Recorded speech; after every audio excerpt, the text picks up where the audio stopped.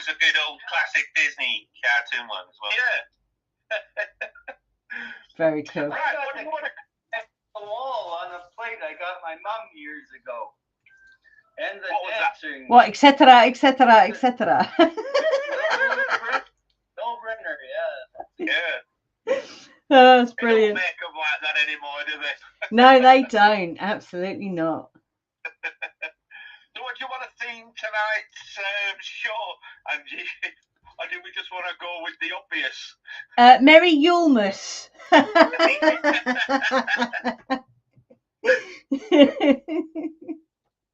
you want that with one S or two S's? However you want to spell it, Andy. I don't mind. Well, I've put two S's on. I put it Yulemass. Mass of Yules. Yeah. So, are you ready? I'm ready. 3, 2, 1. Fantastic. Merry Yulemass, everybody. Howdy ho, Kyle. Yeah, so some of you might know this as Christmas Day, but we know it as Yulemass. It's a word, I don't even know where that came from, and I have no idea. It just popped into my head one day, as these things do. And yeah, it kind of stuck. And yeah, as Andy said earlier, I think it's going to catch on. So whatever you've been doing today, I hope you've had a lovely day. So really, this is just kind of an informal kind of chat. And I'm going to pull some cards because I've got some new decks. So, but before I do that, what's that, Kevin?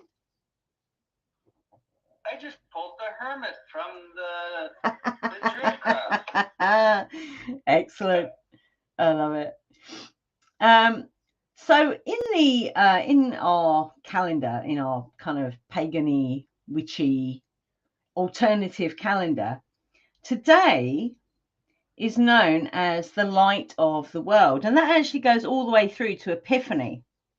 So for me, that indicates the Celtic god Lu, yeah, because he is the All-Father. He represents the sun, and everything that goes with that. So yeah, it's this, and he is, you know, if you think of it as the whole thing with Yule and then midwinter is the rebirth, if you like, of the sun, or the let me get this right, the Oak King returning, or the Wren returning. But it's generally the energy of the return of the light, hence why it's called the light of the world. So yeah, that goes all the way through to, let me just get my calendar here, all the way through to the eve of Epiphany. And I was talking, so we were talking yesterday on the Dismembering Tarot. There's lots of energies you can tap into in January that are around fire and creativity, which will tap into that energy of the growing light, if you like. So we have Epiphany on the 6th, but the eve of Epiphany is the evening in which the Christmas witch Befana comes and delivers toys to those who have been, I'll say good, but you know what I mean. Unless you've been really terrible, and I can actually think of at least one person who's going to get coal in his Christmas stocking, and that's Mr. Dalek, Mr. Dharma, or Keir Starmer. He will definitely be having coal in his stocking from Befana this year. So yeah, that's on the 5th, and then the 6th we have Epiphany, and there are many things you can do around that. One of the things we didn't do it last year because for obvious reasons with Ian's health, but you can do like a hearth cleansing. So it's literally wherever your hearth is. So there could be literally your oven, or it could be, if you have a fireplace, It's sweeping out the old energy. Literally, you're sweeping it from that where the hearth is out of your front door. Yeah, which is a really nice ritual. And then you can ask for blessings from Bafana. There are other things. So there's like there's an Egyptian. I don't have all my big notes around this stuff. But on the 9th of January, there's what's called the Throne of Egypt. So that's a big celebration. For us, that would be Sekhmet, Hathor, Thoth. I think that's probably it in terms of the Egyptian deities that we work with. We have on the, what's that? Oh, that would be the first, I don't actually know if that's on the first full moon of January. That's traditionally in Nordic celebrations. That is Yule, the day of Yule. Yeah. And we have other marking of particular deities. So Danu is the 18th, Discordia.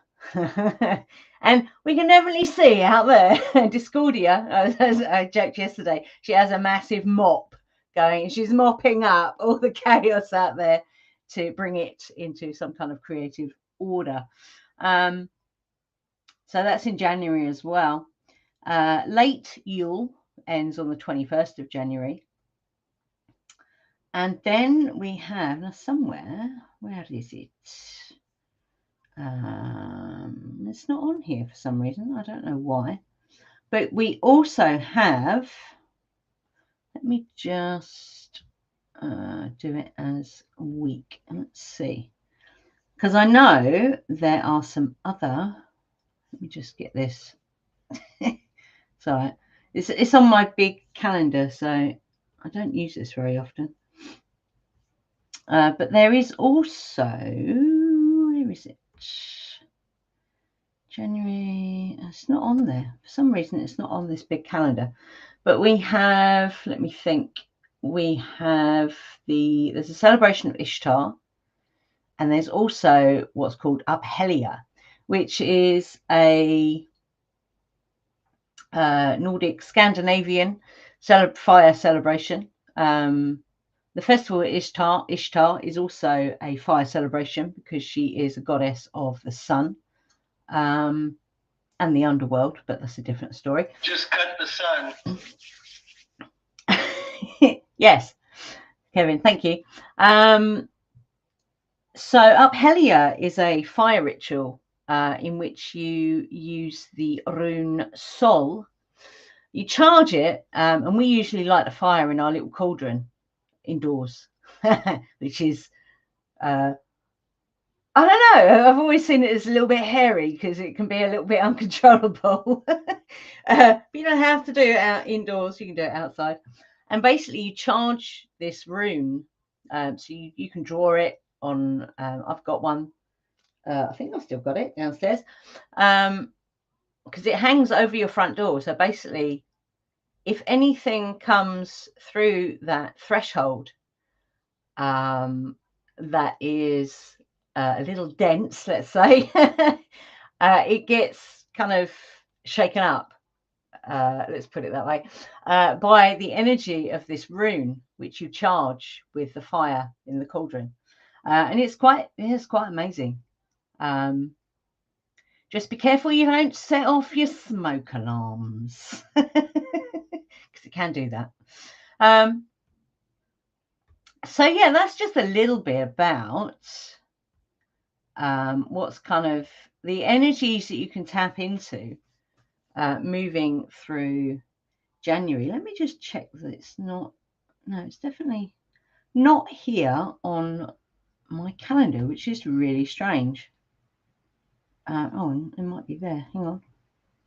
No, I don't know where that's gone. It's not on my big calendar anyway.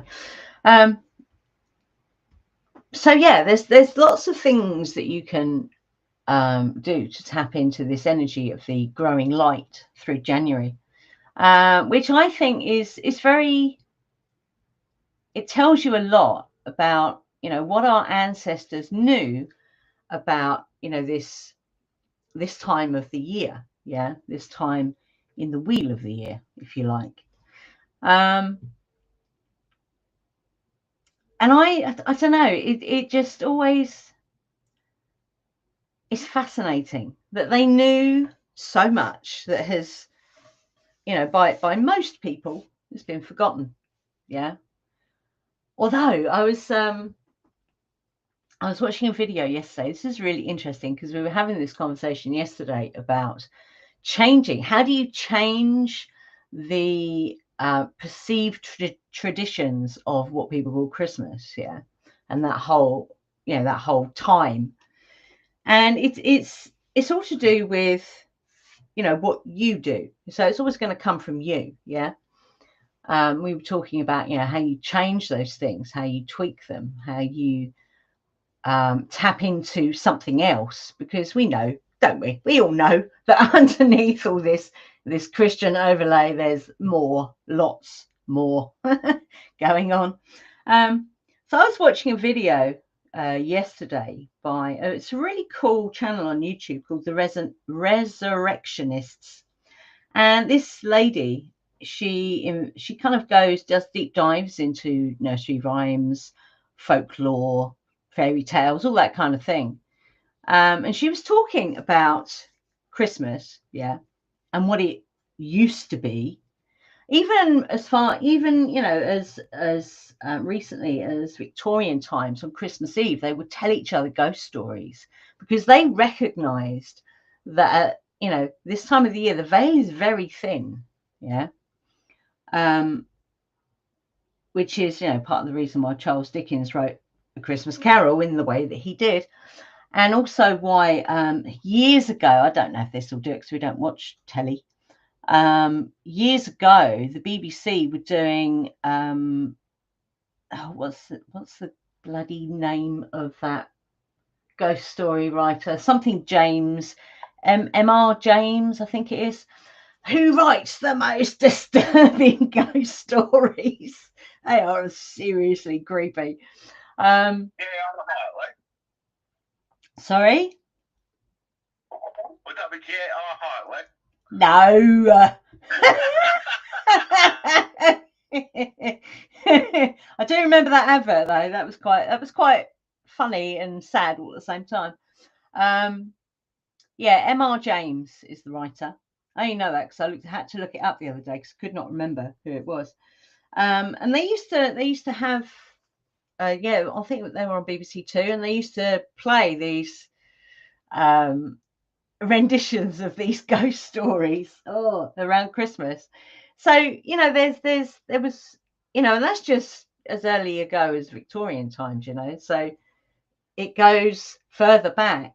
And in this video I was watching the other day, this lady was talking about there are little villages and towns across the UK who still enact some of these very, very, very old pagan traditions. One of them involves a horse skull that goes around chasing people, and they hinge it in such a way that the teeth snap. It's like, whoa, that actually sounds pretty scary, actually.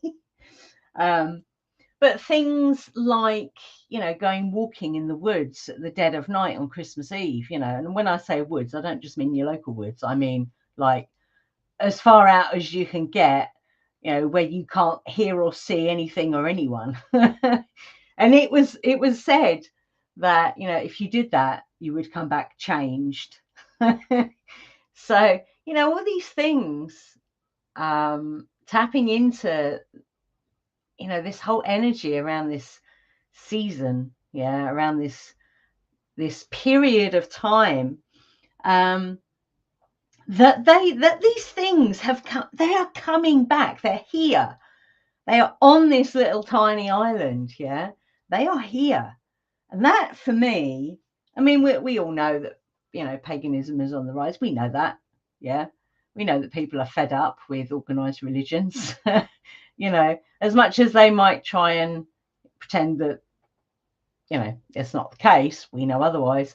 And that these very old pagan rituals are back, and I would say are on the increase. It warms my heart. It really does. You know, not saying that some of them weren't already still here, like the wreath on the front door, for example. Baubles on your tree. They were known as witch balls. And I have to question the name of them, though, because the word witch is quite a recent thing. It's not an old thing. But they were to... Which balls are those, Auntie? Sorry. That's okay. That was a Basil Brush moment, if ever I heard one. Boom, boom. Yeah. No, I just want to say as well, I think you're dead right. And for me, it's like the cycle of consciousness, the Yuga cycle, the great year we talk about. Yeah. All these organized religions hijacking all the old pagan things pre-Kali Yuga, and corrupting it all and distorting it all and leading people astray, Absolutely. Now we've been out of Kali Yuga and we're rising up. If we look back across to the other side of the circle where we were coming down, we're remembering all of those things that used to be there, Absolutely. And like you say, we've managed to preserve some of them discreetly, like the wreath on the door and the evergreen tree. That's nothing to do with Christmas, is it? That's a pagan thing. The life of the stuff through the dark of winter when nothing's growing, Absolutely, so, yeah. Absolutely. Bring it all back. Let's bring it all back. Absolutely.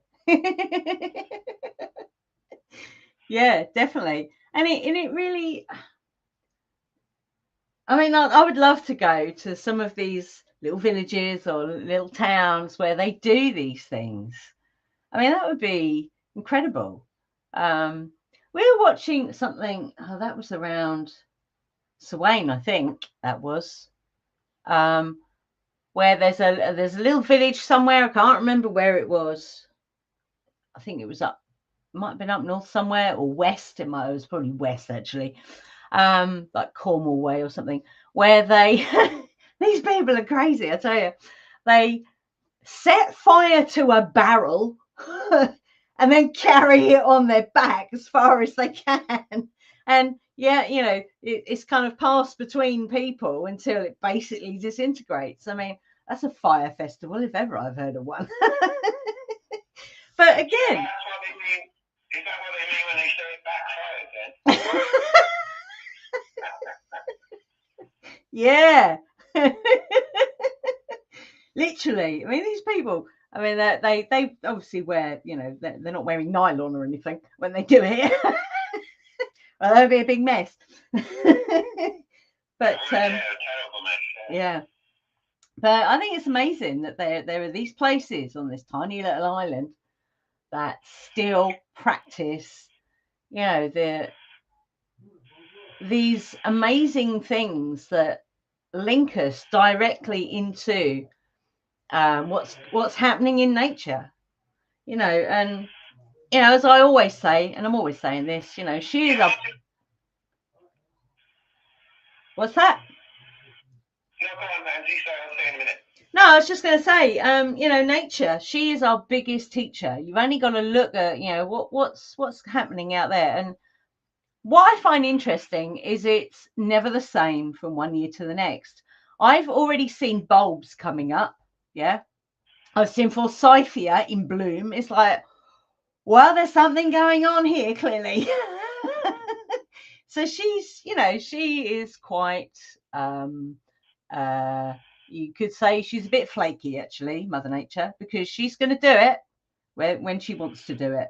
It's not set in stone when these things happen. So I really, I find that, I think it's quite exciting, actually, because things are obviously changing, because we're seeing those changes out in nature for sure. Yeah, absolutely. And there are so many different cycles, and cycles within cycles. Yeah. That just because you think, 20 years ago it wasn't like this, well, because we're in a cycle, and if you look at all these scientific cycles that they've measured of ice ages and stuff, they happen over a mini ice age now, aren't we? Actually, so because there's ice on the polar caps. So yeah, nature it's just cycles within cycles, and it varies all the time. And then we go, oh, hang on, what's going on here? That never used to be like that. But we're talking about such a small fraction of the time in the cycle that we don't really see the big picture. Absolutely. Yeah, and it's that. What you were saying about the stuff on the island being remembered. Also in Europe, I used to have a German girlfriend, and from like around Frankfurt area, from Samhain to Ilk, you know, the darkest, what I call the winter of light, the darkest time of the year. They have carnival, so they have a ceremony, and they have like, you know, games and rituals and gatherings and stuff at Samhain for the start of carnival. And then at the end of carnival in Imbolc, they have another load of festivals to celebrate the end of the darkest days and the return of the light, you know. So yeah, it's all over the place. It's not, people haven't forgotten these things just because of organized religion and stuff, have they? Which is great. Absolutely. Yeah. And Mardi Gras in New Orleans, you know, same thing. Yeah. Okay, yeah. That's very cool. So we talk about cycles, but what it really is spirals. It's I remember doing a show on this. It was last year, wasn't it? And spirals are in everything. So essentially what it is, it's a spiraling in and then out. So it's like it is everything breathing, which is what creates the spiral, which, yeah, I mean, that's pure magic right there. So yeah, I'm going to open it up if anyone wants to kind of share what they've been experiencing through this, you know, from Samhain to Yule, to midwinter through Yule. Anybody? Well,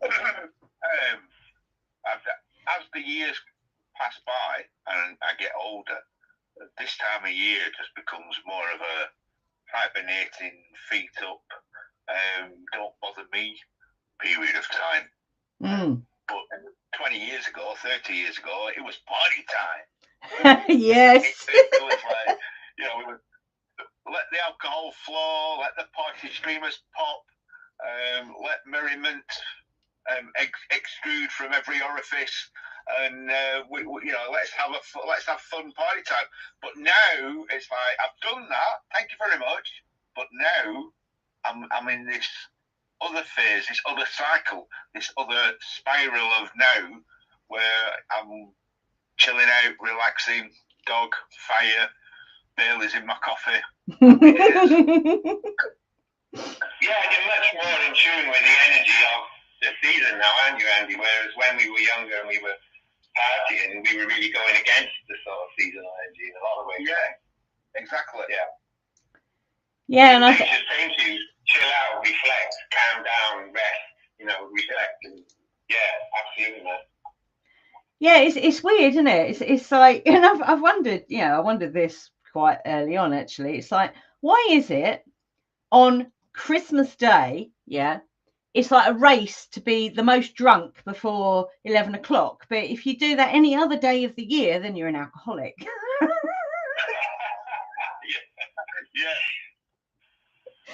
Yeah, and my mate Jim was chatting with me.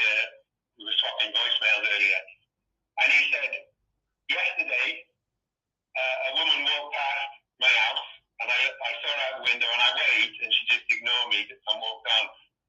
And he said today the same woman came past, and it's Christmas Day, and I waved out the window, and she said Merry Christmas. And he said I guarantee tomorrow she'll walk past again and won't even look at me. You know, it's really weird, isn't it?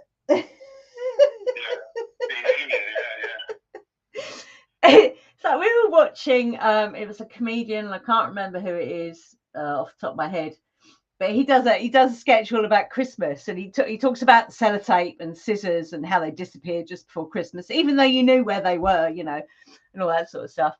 But he's like, on Christmas Day, it's like you go out for a walk with your dog, and there's another person walking with their dog, and you go, oh wow, you're out walking your dog on Christmas Day. It's like it's very strange. And for the first time, actually, I woke up this morning and I didn't have that, oh, it's Christmas Day. I didn't have that. And I think that's a massive milestone for me. Because what? Woohoo! Because I actually had that feeling on the solstice, and it wasn't something I engineered. It was an actual feeling that was unscripted. So yeah, it's amazing. It really is. You were being the Queen of Wands, Angie. I'm being the Queen of Wands. I like that. That's very cool.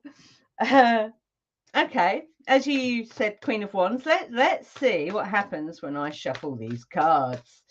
Yeah, I got some really nice decks for Christmas. I did get a deck that I had to send back because it was a bit rubbish. There's one thing I don't like. Ian didn't mind the art on the other tarot, but we've got the Ace of Wands. Oh, that's nice. Yeah, so How many decks have you got now, Andy? Can I ask? You must have hundreds, right? I wouldn't say hundreds. I can only aspire to hundreds of decks. Well, yeah, I'm exaggerating, but how many you got? What do you reckon? Maybe 100. That's tarot and oracle, not just tarot. Maybe 100 decks, I'd say. Nice effort. Good. So this is. You've got more decks than I got guitars, anyway. That's Yeah, guitars take up a bit more space, don't they? It's true, and probably cost a bit more money, but yeah. Yeah. So I don't know why the light's a bit yellowy. It's gone a bit weird, isn't it? But yeah, that's the Ace of Wands. This is the Ethereal Visions Illuminated Tarot, and it's very Art Deco, Art Nouveau, and I love that. That's brilliant. So we have the Ace of Wands. So Kevin said Queen of Wands, and then we have the Ace of Wands. So I love that. Thank you, Kevin. The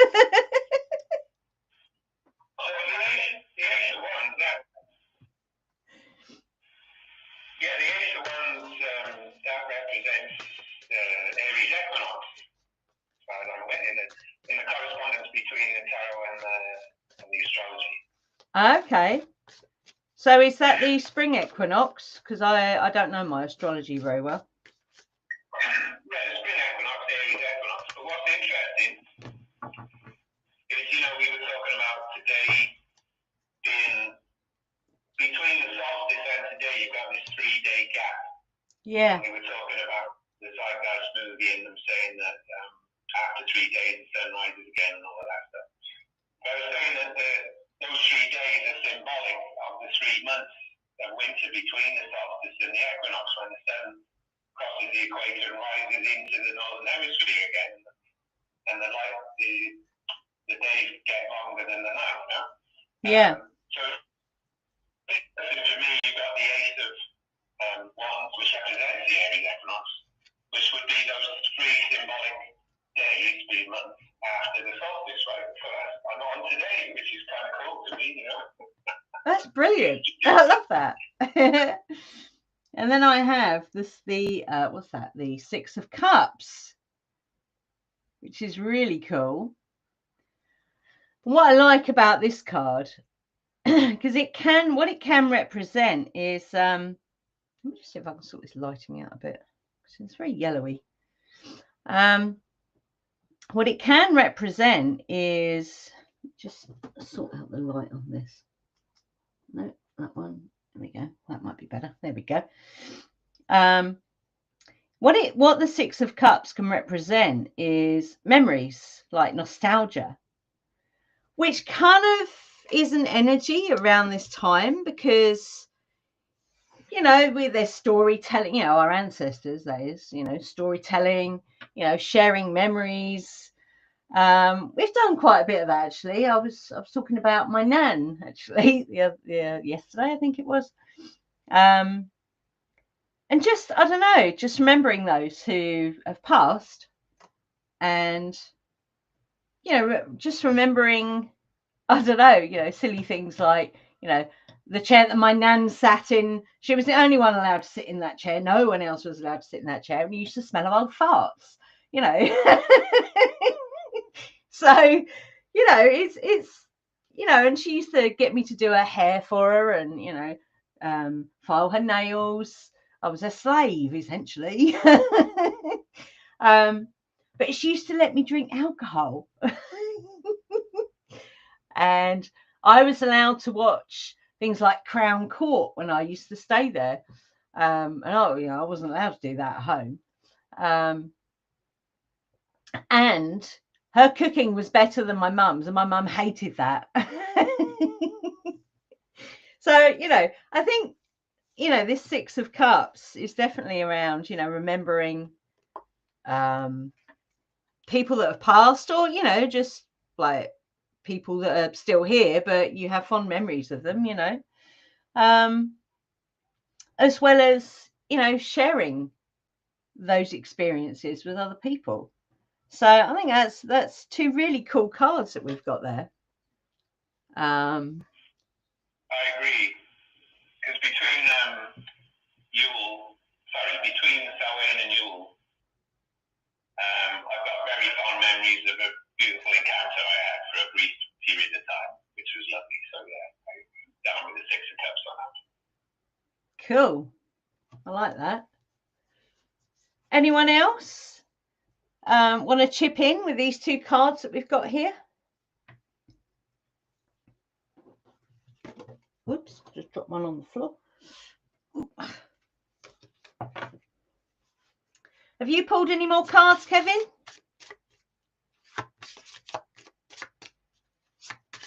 It's all gone quiet. I dropped 3 in just before yours whilst I was listening to you talking. Okay. These fell out. These were the ones that fell out while I was shuffling. So the first was Mirror, then Tranquil Stream, and then Sword, which sends the message of stay grounded in the present moment, let go of worries and find tranquility, and harness your inner strength and courage to overcome challenges.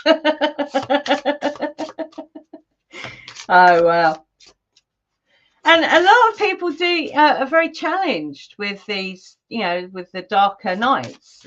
Personally, I love them. I enjoyed going out. We did a short walk today because we've got a very busy day tomorrow with grandchildren. So yeah, we did a very short walk today because otherwise Ian can get very tired. And I really enjoyed that. It was freezing cold. Very windy, but I thoroughly enjoyed it. But I really enjoy the dark evenings, and I think that's a nice memory I have from when I was junior school age. I think that was, and my mum would be out of work, and we'd have to go to a childminder after school, me and my brother. But before my mum passed a driving test, she used to cycle everywhere. So she used to pick us up from the childminders, and we would walk back home this time of the year. And these are the weird changes, yeah. So on the walk home, you could smell everyone's, you know, the chimneys. You could smell the fires, yeah. The smoke from the chimneys, you could smell that all the way home. So you knew that people had an open fire. You know, you see little lights in the windows, and there was just something about that. Freezing cold, but, you know, you could smell the fire. And to me, that was, you know, I couldn't have put a label on it back then as a child, but what I know now is that's the energy of that season. Although it's cold and it's dark and it's damp, you know, there's a fire there. And I just have really, really fond memories of that walk back home, you know, with my mum pushing her push bike, trying to wrangle me and my brother, you know, on that walk home. And it was just pure magic. So yeah, that's really cool. Really cool. I can't even remember why I was saying that, but another memory. Okay. Oh my goodness. Right. So I've pulled a couple. Oh wow. So I pulled a couple of cards here from, this is the, it's the same artist, Dreamscape Oracle. So again, it's got that kind of Art Deco Nouveau look to them. So we got a card called the Gate. So this is portal energy. And that came up in yesterday's Dismembering Tarot. And then we have the Serpent. So let me show you these cards, because these are, I always find it amazing when cards keep repeating themselves. So this card, the Gate, this is all about knowing that you don't have to find the door that you've got the key to. You can actually open the portal yourself, which I think is quite incredible. And then we have the Serpent. So serpent can mean many things. I mean, I suppose for me, the serpent is transformation, but it's very grounded, because obviously it is in direct contact with the earth. But yeah, for me, the serpent is about transformation. In this particular deck, it means something else, but you know, you could take that as, in fact, that looks more dragon-like than serpent. It's quite interesting. Jackie shared indecision, which the serpent can bring, I think. Oh, wow. That's very cool. I like that tree. It kind of looks kind of arachnid-like. You got that very strange, it's like a face in the middle there with, is that fangs? It does. It looks very arachnid, that tree. Yeah, it's synchronistic on both sides. It's like some guy takes pictures of clouds here, and then he cuts them in half and shows the mirror image. Yeah, it looks like that. Hmm.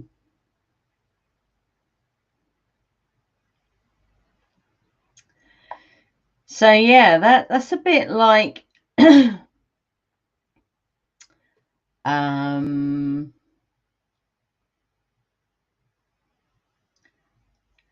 quite Two of Swords. It could be like a Two of Swords energy. So you know there's something that needs a choice to be made. There's a decision to be made. But which one? I like that.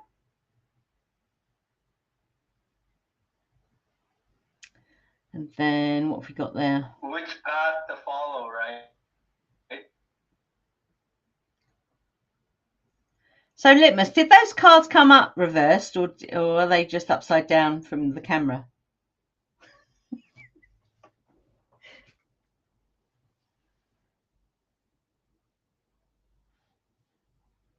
Can you hear me?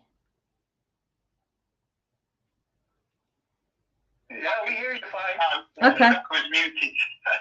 Yeah, they came off the top of the deck like that, wait.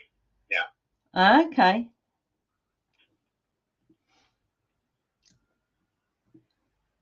Go on then. What does that indicate for you? So I'm trying to look at it upside down. Well, the Five of Swords, the primary principle is defeat. But if it's reversed. But if it's reversed, the indications of the card, it says remain the same. Hidden dangers may arise if the querent persists. Retreat and heal your wounds. Yes. Okay. And the Eight of Wands. Is that an 8 or a 10? That's an 8, isn't it? Yeah. Yeah, the Eight of Wands. So that's usually something happening very quickly. And that's fire energy. Activation. Progress. My little book here says activation. Yeah. So yeah. It says if it's reversed, circumstances are forcing the person to act even though it is against his or her natural instincts. Impulsiveness may lead to very unpleasant circumstances. There's also the possibility that too much energy is being utilized for too small a reward. The Queen should watch his or her energy levels and make sure that vitality and creativity impulses are not being wasted. There goes. Consistent message here. Okay. And then the 10 of Wands. Yeah, oppression. So they're all really positive then. But it is reversed again. They're all reversed. Yeah. The person is able to accomplish anything he or she wishes to do, but such success may not have any deep meaning or significance in their life. And that could be because it's fire energy. It could burn quick, and then if that was a Pentacles reverse, if that was a 10 of Pentacles upright, I'd say that the first two cards were kind of cancelled out. Not cancelled out, but there was a more positive full stop on the end of that sentence, if that makes sense. But the 10 of Wands traditionally is like upright. It's like, you've been carrying this stuff for how long? Maybe it's time to put it down. Yeah. But reversed, yeah. Yeah. Reversed, it says there are social and financial difficulties present in one's life. There is also a need to release oneself from certain social commitments or personal possessions, but a deep reluctance to doing so. And so obviously I better watch out what I'm doing then. I think at the moment in the energies that we're in, I think it's like what do they used to call those in gaming terms, where you could I can't think what the word was. It's like a place where you would practice in a game, in a computer game, where you didn't get killed, but you could practice your skills. I can't remember what that was called, but it's like the energies we're in now. It feels a little bit like that. So when you divert off the path, it's almost like instantly you get feedback on that, whereas before it would take quite a long time.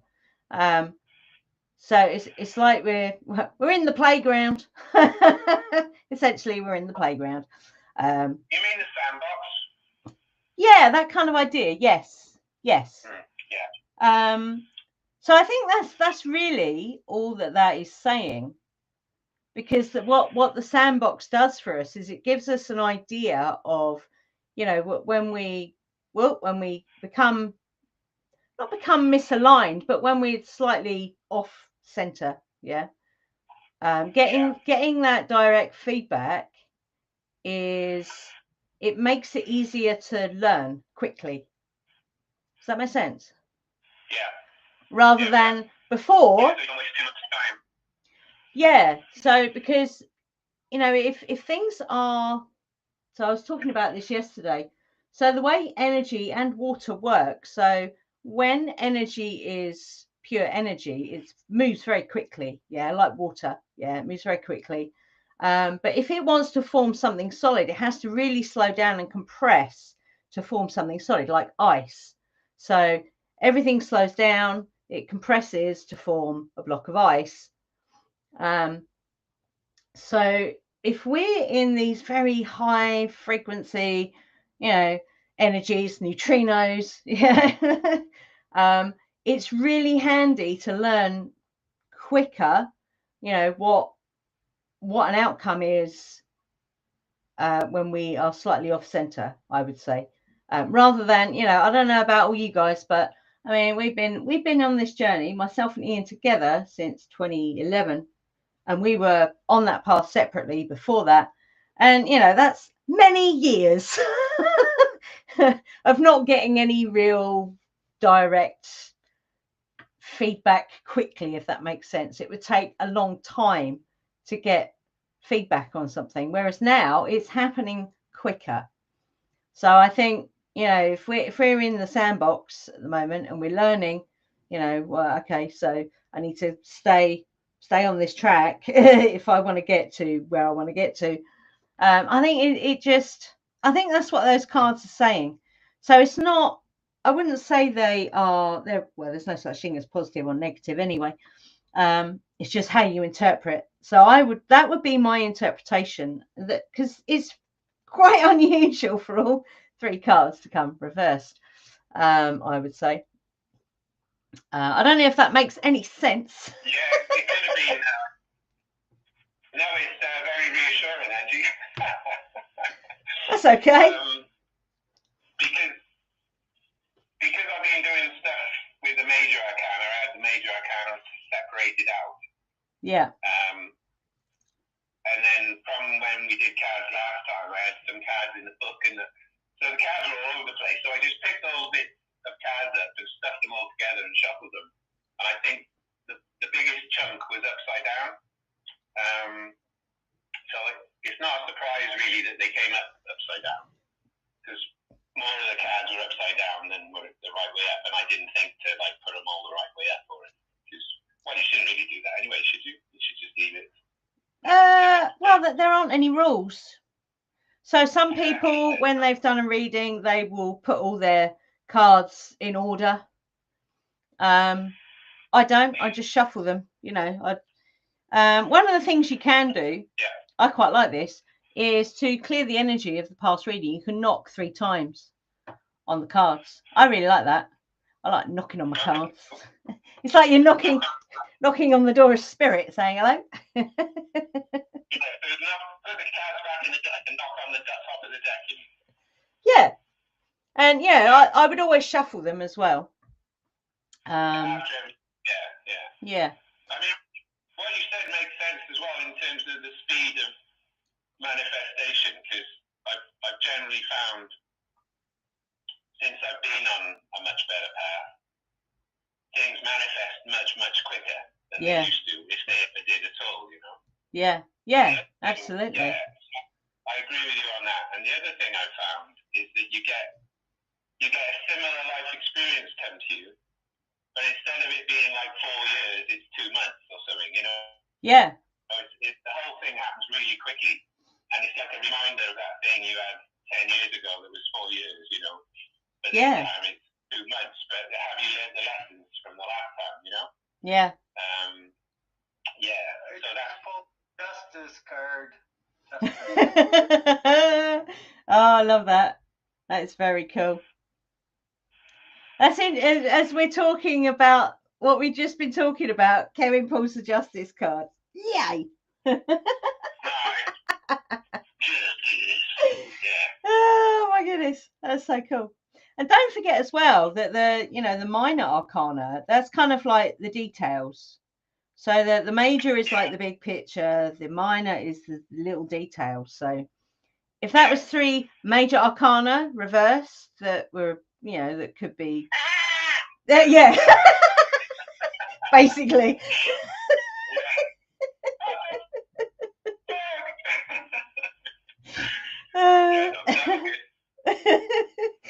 That's funny. But I think they're all the little details there we got and what you said about it. They're all good little messages and reminders for me anyway right now. So that's cool. Yeah, absolutely. I'll take the positive out of it. Yeah, I think it's when I was a kid. A little story coming up. When I was a kid, me and my brother used to hate each other, and we would fight over the silliest things, like, you know, brushing our teeth at the same sink was impossible because we hated each other so much. And so I was relegated to the little toilet and basin, like downstairs, tiny little room. And little girl's room. yeah, it was my little room. And I at first I hated it, yeah, because there were spiders, and it wasn't particularly warm, and it was a very small room, and there were coats hanging up in there and umbrellas, yeah. But eventually I kind of grew to like it, because it was, my brother wouldn't go in there. It's like fantastic. So I would sit there sometimes, and there was an umbrella that was placed there, and on this umbrella it said, every cloud has a silver lining. And I used to sit there and ponder that. I was a bit of a ponderer as a child. Someone's got music. Oh, that was me, sorry. Oh, that's okay. I was putting a little music to the background accompaniment. To the story. Thank you. Maybe it's too flashy, That's okay. Lovely. That's okay. Sorry, Carry on. Andy. Hi, Andy. Hello. Yes, carry on. If it's not annoying, I will carry on. That's all right, carry on. Yeah, so I used to ponder that a lot, that saying, every cloud has a silver lining. And I used to think, well, how is that applicable here in the situation I was in as a child? But, over the years, you learn to extract, a bit like a diamond out of coal. You learn to extract these things. What did I learn from that? And I think that's, I'm not going to say it's important, but I think if you can get something, some gem out of, a piece of coal, then that's fantastic. That's what I say. Yeah. So extracting the gold threads out of those cards, because it's always, what's at the root of that, and The golden thread of co-entanglement. there you go. Thank you, Kevin. I like that.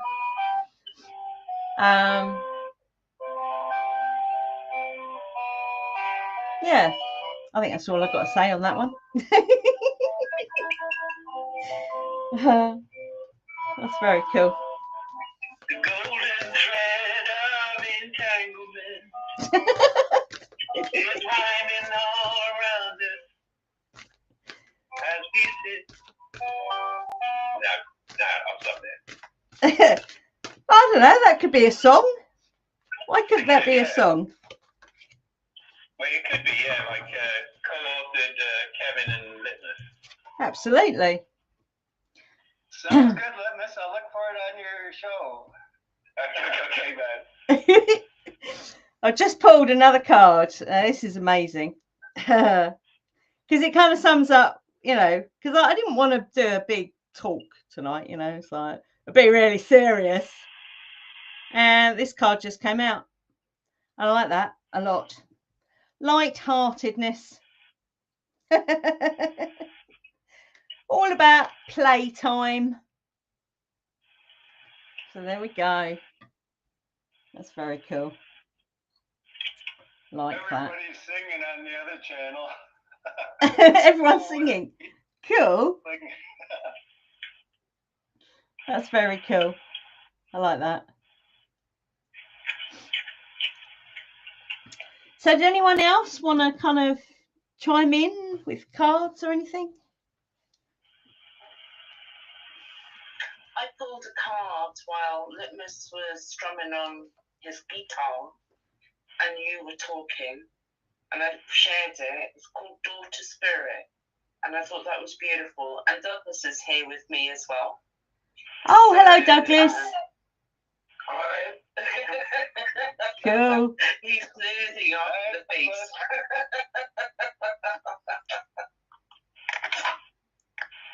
Yeah, that's an amazing card, isn't it? I've been bragging about you, Douglas, and your divining abilities. Find them fascinating. If you don't get yourself in trouble. I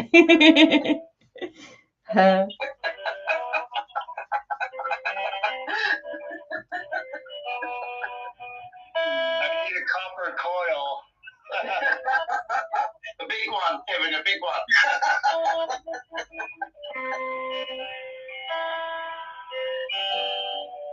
Yeah, that's an amazing card. And again, it's a portal. I love that. Let me read what it says in the book for you. Spiritual awakenings and new beginnings. This door opens onto the expansive energetic realm where all new beginnings originate. The orbs of light are guiding you through the clouds of the earthly world, leading you to a deeper understanding of your eternal identity, the source of all true value and power. This door opens onto truly unlimited potential, for the changes that happen here reach deep into the core of your being. As such, this card often heralds your increasing powers in the spiritual arts and a deepening connection with the spiritual world.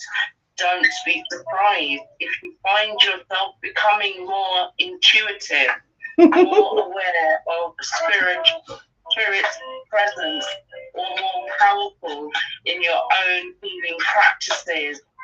Now is the time to open up to the unexpected guidance and inspiration of spirit, and to the magic and power of your true identity. Wow. That's amazing. And do you know, since Smurfy passed, I have noticed a marked increase in all things metaphysical, for want of a better word, all things to do with, you know, that veil dropping have increased. And I find that quite amazing. Quite amazing. There's something quite magical happening right now. Definitely. Yeah. I think we're all starting to remember who we really are. Yeah. Amen to that. Can I get me a hell yeah? Hell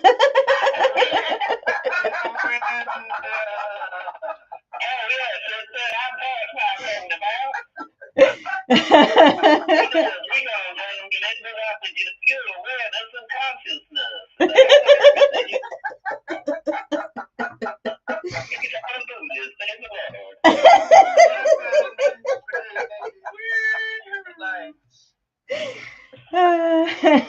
That's funny. I like that. That's very cool.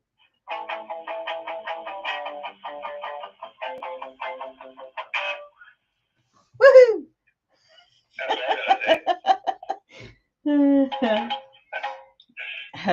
Wait, bongos. You say bongos or bonkers? Someone was saying bongos. I got a little bongo right in front of me. Nice, man. Cool. Well, maybe we'll have to do a show where we do a live jam, you know, all across the airwaves. Yeah. The world. Yeah. Yeah. Cool. But not in the middle of Angie's show. That's all right. I said it was informal. Yeah, that's good. I hate formal things, don't you? I have only ever been to one formal thing. A friend of mine who had very wealthy parents. It was her 21st party, and it was in this. It was a very old, like Tudor, proper old house, yeah, with all these people. Whoa, whoa, whoa, whoa, you know, that lot. And oh my god, me and my friends we stuck out like sore thumbs, and it was painful. Sorry. No, this is the Ascot lot. You know, the Ascot lot who, you know, find it hilarious. They find it hilarious when they're wearing stripy socks. You know, it's like, oh my God. Exactly. Not only stripy socks, one time I hear Ron, he actually wore odd socks. I mean, can you imagine? Oh no, not odd socks. Oh. Yeah, odd socks. I mean, what the hell? Oh, you said a swear word. I'm ever so sorry, darling. Well, my back is soaking water. Pop back to Henry for a glass of tiffin. Glass of tiffin. Or Pims, or whatever it is. Pims, darling. Yeah, Pims, darling. Pims. Pims is all the things, you know. Yeah. Oh dear. That's funny. Yeah. So yeah, well, and it was painful. It really was. I couldn't wait to get home. Yeah, I know what you mean. Those formal things. And Yeah. everyone's supposed to dress a certain way and not say certain things and use the right knife and fork and all this kind of shit, you know. Yeah. Yeah. It's I'm like, not fun. Yeah. The monkey suit off. Yeah.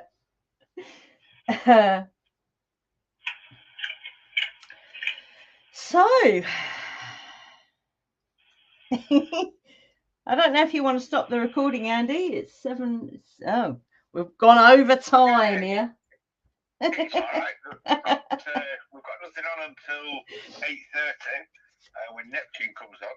But yeah, no, there's no strict time to finish dead on 7 o'clock. So if you guys want me to stop it, I'll stop it, and we can continue afterwards off recording.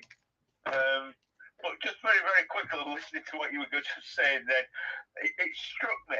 I wonder if those people that we're taking the mickey out of, pardon that phrase for any Irish people out there, I wonder if they do it in reverse. I wonder if the highfalutin, Henley Regatta lot, I wonder if they, when in an informal setting like this, and they're all talking like that, oh yes, what? I wonder if they do, hey, a kiss on against what Fred says. I don't think they would allow themselves to, do you know what, Andy? Because they're, from what I observed with people like that, they're very controlled. They're very controlled. So they wouldn't allow themselves to have fun in that way. This is true. Yeah. In that way. I can see that. But yeah, it was just a humorous thought. Town of Bedrock.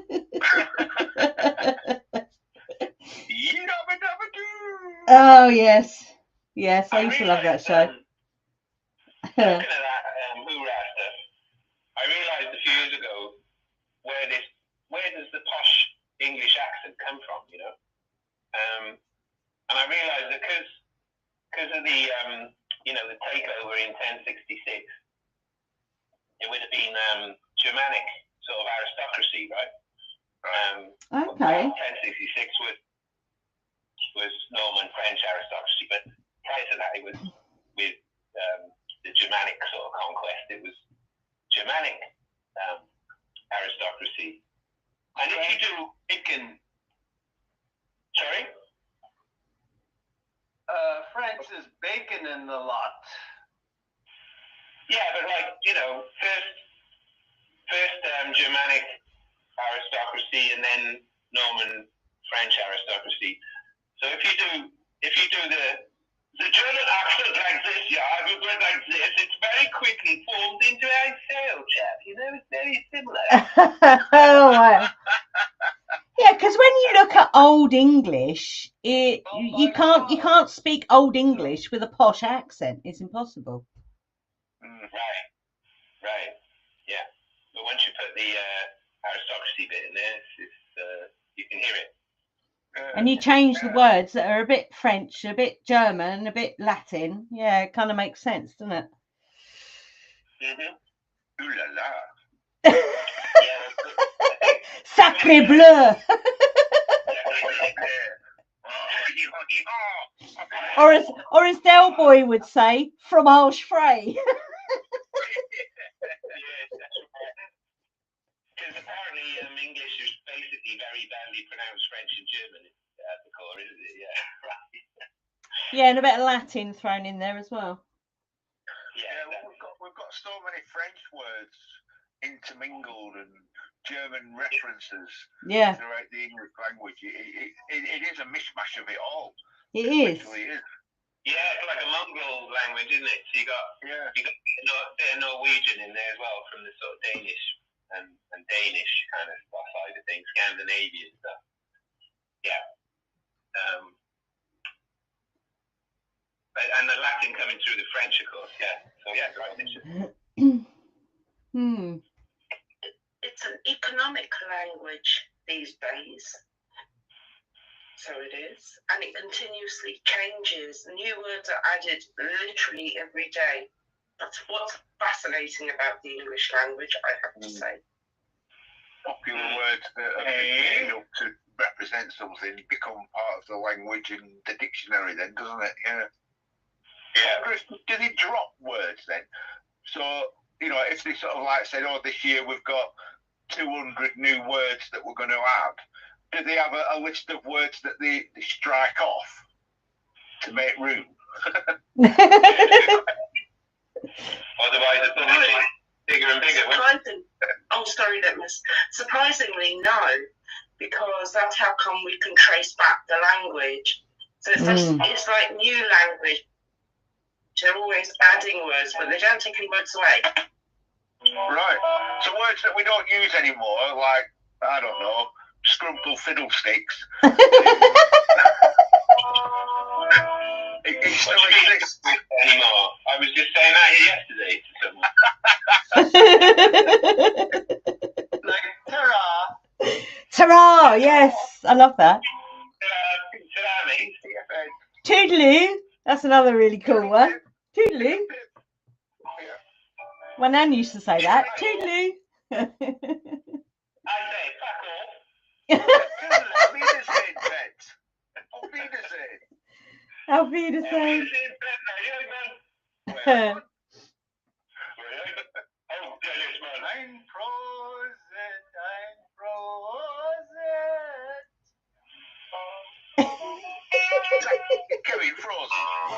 I don't know. Oh dear. Very good.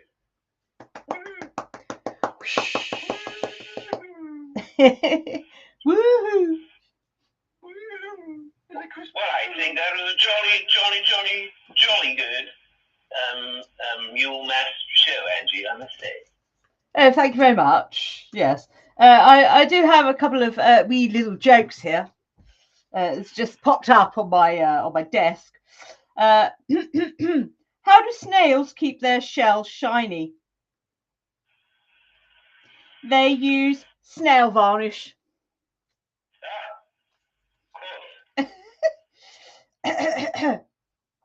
How do snowmen travel around? By icicle.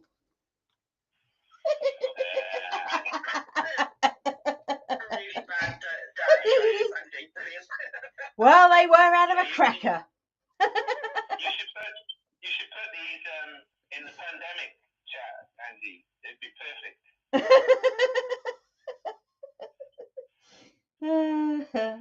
That's funny.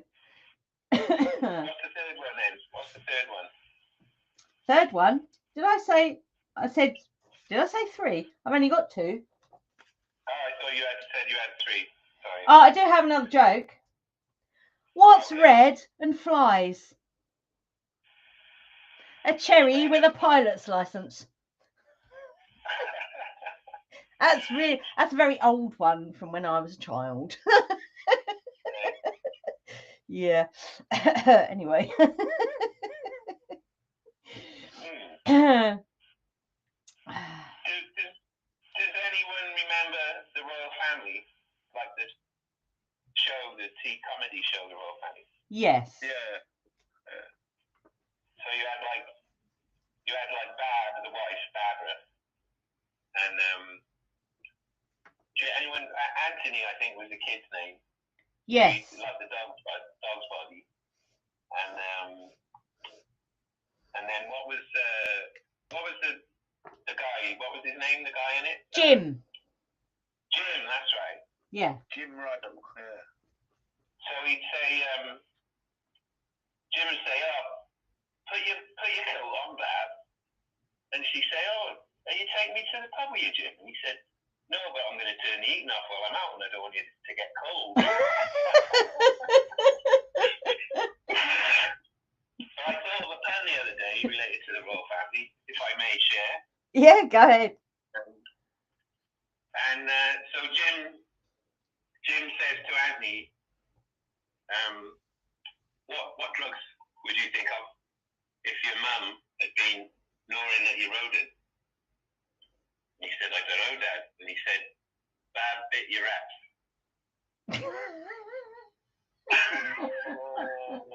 Oh, yeah, there's a.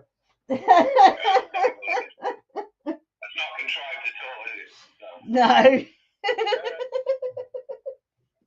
Not one bit. Why did the chicken cross the road? To get to the other side? To go and talk to the idiot.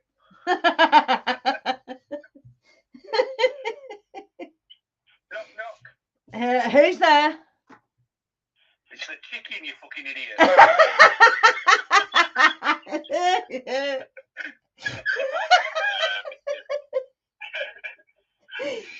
Oh, that's brilliant. I like that. That's very cool. Thank you, Andy, for that one. My pleasure.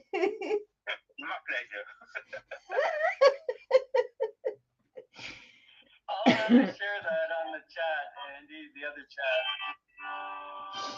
No worries. Fill your boots. I love that. It's very cool.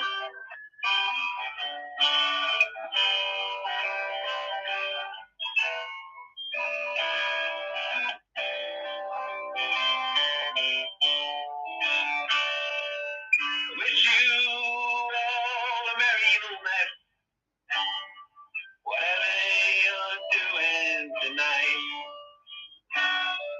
And if you go out in the darkness, be careful you don't get a fright. You might slip over on some icicles. You might crash into a tree. There might be someone behind it, having a stress relieving peek at the tree. For all you know, wherever you go, on this Yulemass evening night. Here we go, spontaneous song. I thought you was going to say that someone behind the tree might be having a Yule log. Yeah, but that didn't rhyme with tree, did it? Now, Andy, come on. We rhymed with tree. If you make it up as you go along, you have to think, what rhyme am I going to put in next? You know, but yeah, could be a number 2 Yule log. Number 2 Yule log. Oh, dear. Yeah, there's the log book for all the logs. Yeah, the tree could have been covered in fog. Fog rhymes with log, so they work that in there. X marks the spot. You finished recording now, right? No. No one said stop. Okay. At least if I want to do something with that, we got it recorded somewhere. Yeah, you can sort of revisit it in the future sometime. Yeah, next Yulemass. Next Yulemass. Yeah. Yes. So remember that song, Last Yulemass? Yulemass. Yes. We'll try and get the Yule log in there next time, Andy, for you. The dead cock washer.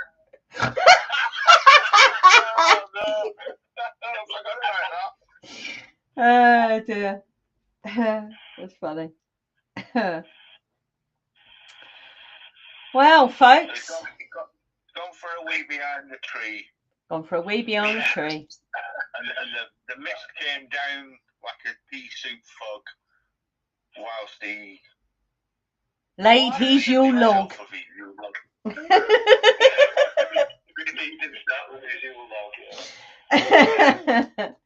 Oh dear. And down came the mist while Kev was getting pissed. And then the turkey roll went down the hill.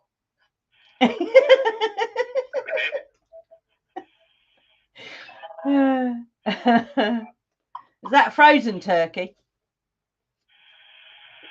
Oh, a frozen turkey wouldn't roll down the hill, it would bounce. Ah, okay. I'm not au fait with turkeys frozen. Jump.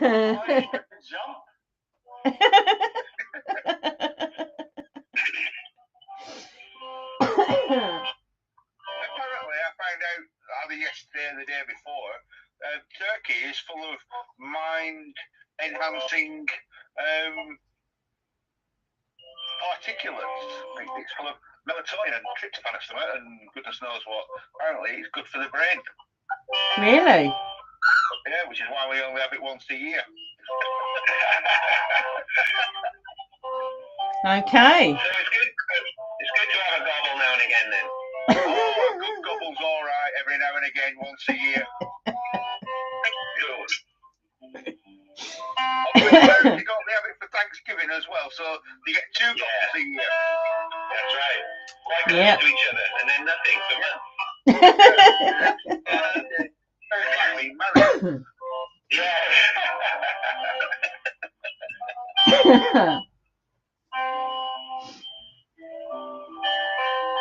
I'm just a poor boy, though my story's seldom told. I've squandered my existence for a pocket full of such a promises. Horizon just still a man hears what he wants to hear and disregard the rest.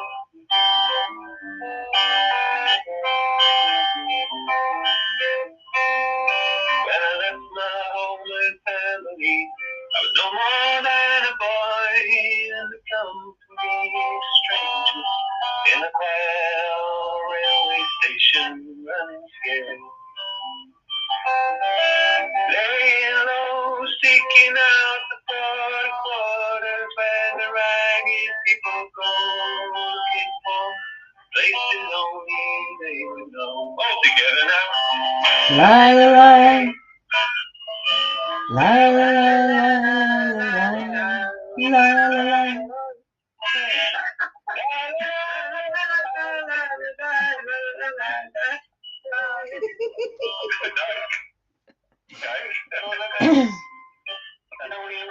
Places I come looking for a job, but I get no offers. Just to come on from the hers on 7th Avenue. I do declare there were times when I was so lonesome I took some comfort there. All together now. La la la. La la la la la la la la. La la la la.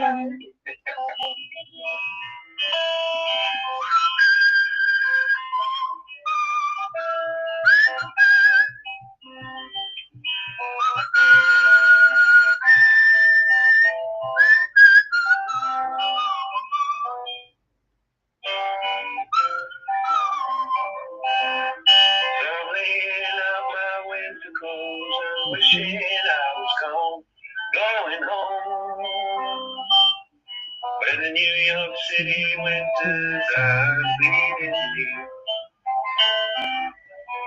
leaving me go alone.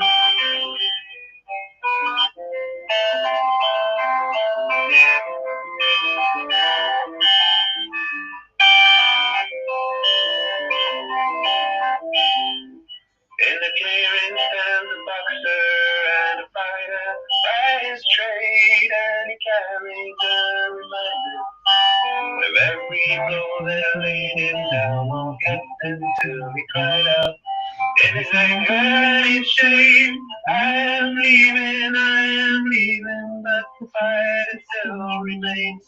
I am leaving, but the fight still remains. Sing it one more time now. La la la la la la la la la la.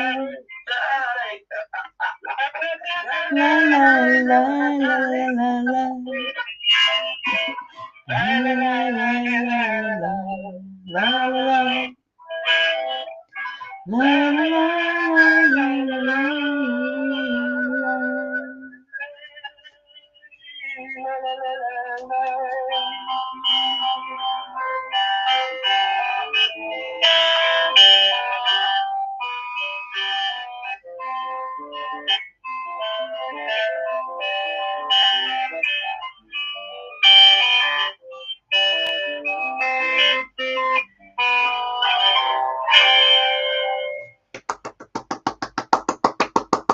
Yulemass, well done, my friend. Well done.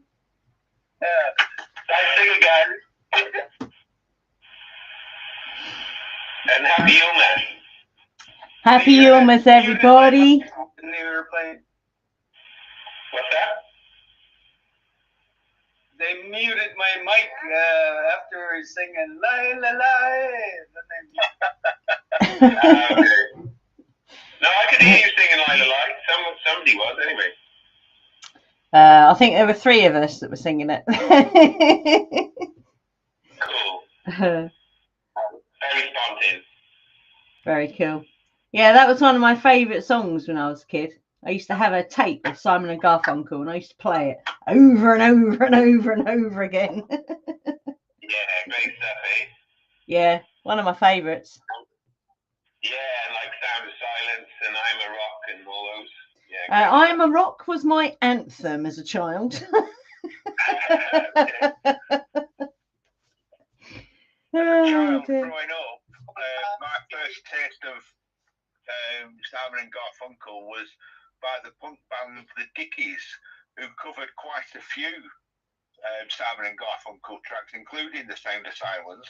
And it gonna blow me away with a feather duster when I listened to the originals. Yeah, I can imagine. Wow. Wow. Yeah, very different. Did they do them like 4 times as fast and all shout? Yeah, they were proper fast. So yeah, they were well known for doing sort of like 2-minute songs. You know, they would literally they did Sound of Silence. I think they did Paranoid by Black Sabbath. Wow. They did quite a few, and they're really good. It's not like you could listen to them today and they still sound really good.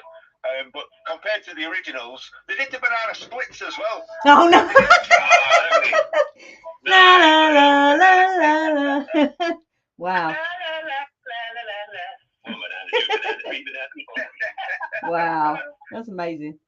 I'm gonna have to go and find one now. Let me go to YouTube. I'll put the Dickies on. Oh my God.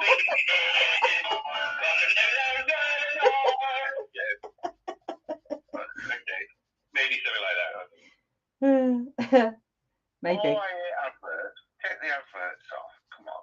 Oh, bloody adverts do my head in. They really do. You should try Odyssey. Because you can download from Odyssey and there's no adverts. You might be able to find what you're looking for music-wise there. Or try maybe a bit called. Huh? Let me see what else I can find.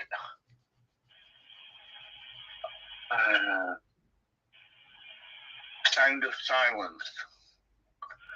Where have we got that one? Let's check that one out. Let's move down a little bit. No, we don't want them mixed. Oh, Silent Night, okay. Disturbed does a great Sound of Silence. A guy named Disturbed.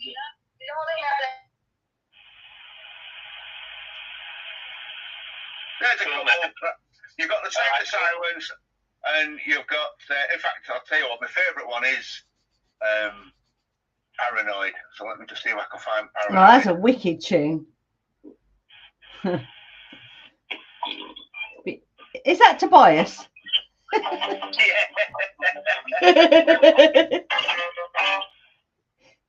See these woofy snuffles.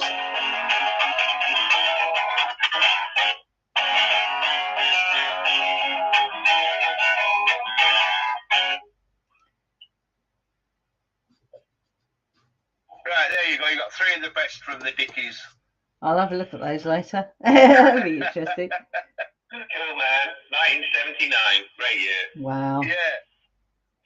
Wow. Some amazing stuff came out around about that time, and set a trend that has never been matched since, I don't think. Yeah, man. Yeah, I don't even know what the thing that they call music these days. I don't have no clue who these people are anymore. And as for the music, well, it's not music. I don't even know what it is. Yeah, well, you know, it's interesting you say that, Ange, because I heard a guy talking about this online. And he said now, because so much it's funny, they can produced by machines or AI or whatever. Yeah. They tend to use the same basic 4-chord sequence, you know, this most standard basic 4-chord sequence you could ever use, kind of thing. And he did an example. He took this is a few months back now, but he took the current top 10 in the pop charts, you know, and he said there were more chord changes in one song on the Beatles' first album than there were in the whole of the top 10 in the pop charts. I thought, yeah, that about sums it up, you know. Just a bit, blimey. Wow. So they all kind of sound a bit the same. And you tend, but this is when I think, oh, I must sound like my old man now, you know. Like he used to come in when Top of the Pops was on and David Bowie was on or something, you know. And he said, oh, well, this bloody rubbish, you know, was that freaky? I was like, fuck off, Dad, you know, like talking about your old square, you know, you're like. Yeah, and now we're all the old squares, aren't we? And so it comes round again. Exactly. But you got to say the music just was better then, you know. Yeah. My generation says that, you know. Yeah, I suppose so. Yeah. Yeah. But you hear a lot of people as well now impersonating people they've heard, you know, on the radio, or instead of singing in their own voice, they're singing like the current trend, like it maybe sound a bit like Cockney or something, or you know, whatever. I think just sing in your own voice, guys, you know. And what I've found myself watching with quite a lot of interest is these listening for the first time for things on YouTube, where somebody will be listening, I don't know, there'll be a couple that's like 25 years old in America who's never heard of Bob Marley, and they'll be hearing Three Little Birds for the first time, or the Sex Pistols for the first time in their entire life, and they record the reaction. I really do like watching these types of little videos on YouTube. They're very interesting. Yeah, it's great. Yeah, we watched one of the guy never heard of ELO. Yeah. And it's like, oh my God, where have you been your whole life?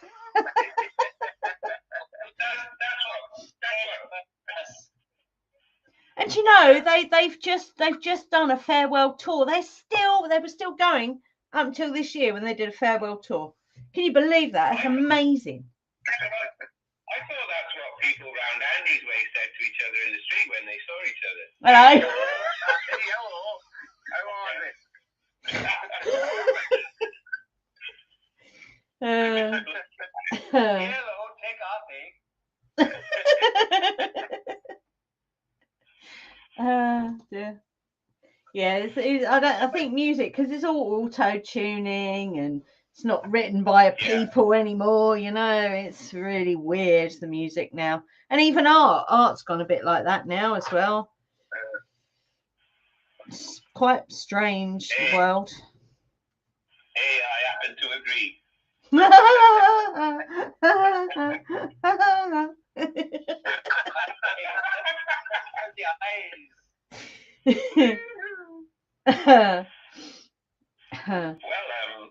I think I might go and watch. I got the new Knives Out movie to watch tonight. I think I might go and start watching that. Oh, I watched that the other day. What's that? Don't tell me anything. Don't tell it. I'm not going to tell you a thing. Excellent. Good lad. What movie's that? Out for the beard. Shut up. No, don't start. I hope you're making that out messing around. I watched them in reverse. I'd never even heard of them until I just randomly clicked on a film the other day, and I thought, oh, that looks interesting. I read the blurb on it, and I thought, oh, it's a comedy, sort of humorous, sort of mystery drama. So I thought, oh, I'll give that a shot. And I thoroughly enjoyed it. I really did enjoy watching it. It was really good and well done as a mystery whodunit kind of film. And apparently it turned out they'd made 2 others, so I ended up watching the other 2 as well. So I did them in reverse. Okay. So What was the name? Did you watch Knives Out. Knives Out. Was it good? The first one's called Knives Out. The second one's called Glass Onion, a Knives Out mystery. And the third one is called Wake Up Dead Man. Yeah. Oh. You watched We were going to watch Blazing Saddles. Okay. Oh no, sorry. We were going to watch Life of Brian. That's good every 6 months or so, in it, Life of Brian. Life of Brian is brilliant. Douglas hasn't watched it for ages, so we're going to watch that. Wow. What's the sign? The Holy God. We are all individuals. Blessed all the cheesemakers. It's the popular front of Jupiter. Ocelot's ears, chaffinch noses. We won't need to watch the movie now.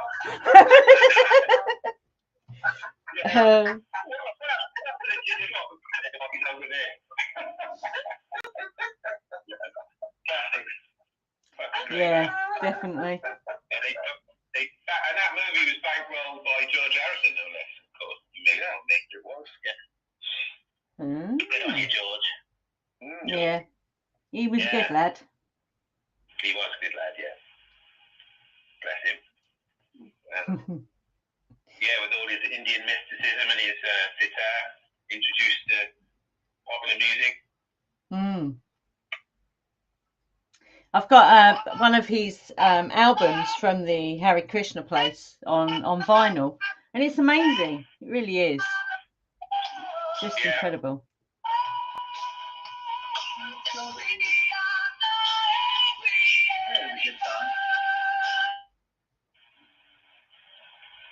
That was a little musical interlude there.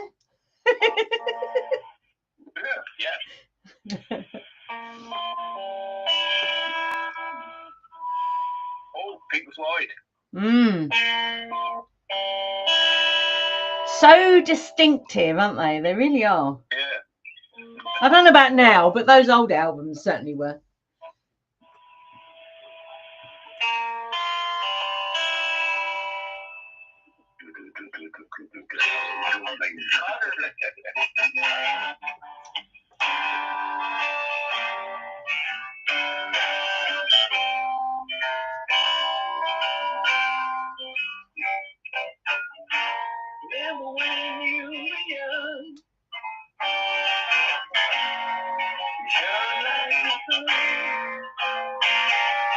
Shine on, you crazy diamond.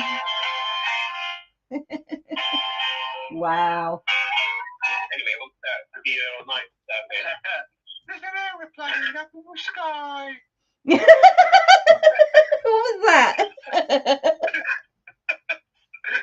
I see beyond the clouds. Oh, you sounded like Walter then. Have you left Kansas far behind, Kevin? Somewhere over the rainbow. Indeed. Just take your heels 3 times, Kevin. Yeah. I saw the end of a rainbow.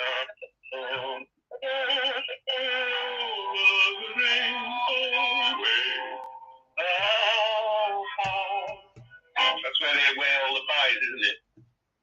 Yeah. Actually, the other day, I think yesterday, I shared my all-time favourite song, number 1.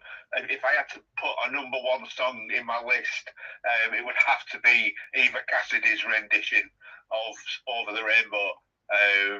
Even when you're sad, it makes you sadder. When you're happy, it makes you happier. And when you're happy, it can make you sad. And when you're sad, it can make you happy. It's just one of them songs for me that just, hits that sweet spot every time. Good to know, man. She's got a great voice. Oh, absolutely. And I only ever discovered her after she died. And I'd never heard of it ever before, and it was just really freaky how it all came about. It was a few years ago now, but yeah, I just fell in love with the way that she sang it, and the power and the passion, and just the way she did it. It was just amazing. There's a big Hawaiian guy who did that song. Yeah, he did. Yeah, he did do a version himself. That one, yeah, he's dead as well now.